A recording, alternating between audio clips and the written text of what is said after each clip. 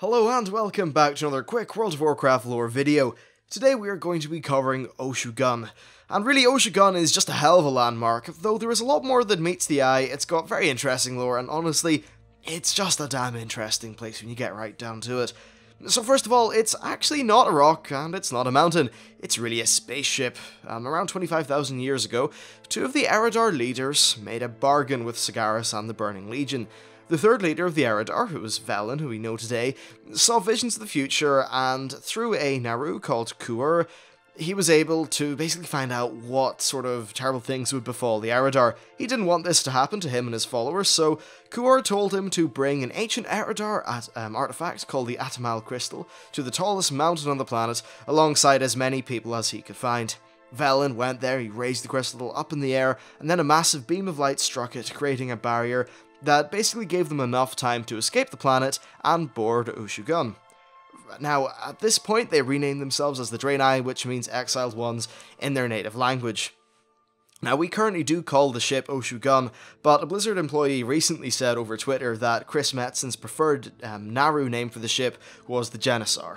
Which overall sounds pretty cool, and it's definitely in keeping with most of the kind of Naru-style names for ships. So this ship was eventually then just used basically to evade the Legion, and about 200 years before the First War, it crashed on Draenor, which killed one of the Naru inside called Duur, and then ended up wounding Kuur. The Draenei then left the ship, they buried Duur in Oshu'Gun, and they essentially just colonized the planet. They of course met the Orcs, and they didn't fight initially, they were actually on, I wouldn't say great terms, but they traded and they had a decent rapport. So the Orcs actually have a very different meaning for this ship. They thought it was a sacred mountain and they called it Oshu'Gun. So to explain why this all happened, I first need to talk a little bit about the Naru. When a Naru is severely damaged to the point of being in near death and near a state called the Void, they basically absorb souls like a vacuum to preserve themselves. This meant that the spirits of dead orcs were drawn to the mountain where they would essentially be consumed by Kuur. So Kuur ended up actually manipulating the Orcish religion a little bit, so that they would be able to sustain him through things like, blessed water and offerings, essentially. And because these offerings were able to sustain him, it meant that he wouldn't suck up the spirits of dead orcs and destroy them. It seems like the actual consumption of orc spirits was more a thing that he couldn't prevent, and Kuur's a pretty nice guy, so he tried to stop it, and he successfully did. Overall, though, it seems like what Kuur did is just create this kind of nice spiritual style place where all the spirits of the dead orcs were able to just float around the place and be happy, I suppose.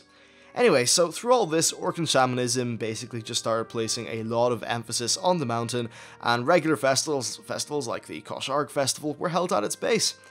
And that's basically it for the actual history of the place. Now later on, one or two things do happen to it during the Burning Crusade. First of all, the Legion found out about Kuur, and especially the kind of partial void state that was within him. Naru are very weird, by the way, and essentially they have a bit of a connection to the void when they're severely damaged. The Burning Legion actually used this void to summon in void creatures, to basically just bolster up their numbers, but then they also apparently used the dead orc spirits to create void walkers. This was covered in a Horde-only questline, which I think was, I don't know, at least sounds like a very cool questline if I'm honest. A little bit sad that I haven't been able to have a chance to do it yet. And then of course, there are also the Ethereals, and there's one group at the minute who are trying to mine it out and sell it. They are just really a splinter group of the Ethereals, though. The main Ethereal Consortium were going to attempt this, however they realised what they would actually be doing, and they didn't want to upset the Naru, because of course the Naru command, the forces of Shattrath City, like the Shatari Skyguard, the Shatar, and a whole bunch of other groups of people.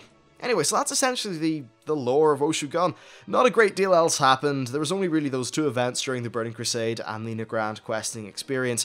Overall, though, it certainly is a very interesting place, and I absolutely cannot wait to see how Oshu'Gun will be handled in the Warlords of Draenor version of Nagrand, because hopefully the Consortium will not have gotten their hands on it, and it'll be a little bit more just kind of worked out in the inside. You can't go to the inside of the place now, but it's full of demons, and it would just be nice to see what the place really looked like. Anyway, so that's it for this video. If you have any suggestions for future topics for this quick lore series, then please leave them down in the comments. Thank you very much for watching, and I will see you next time.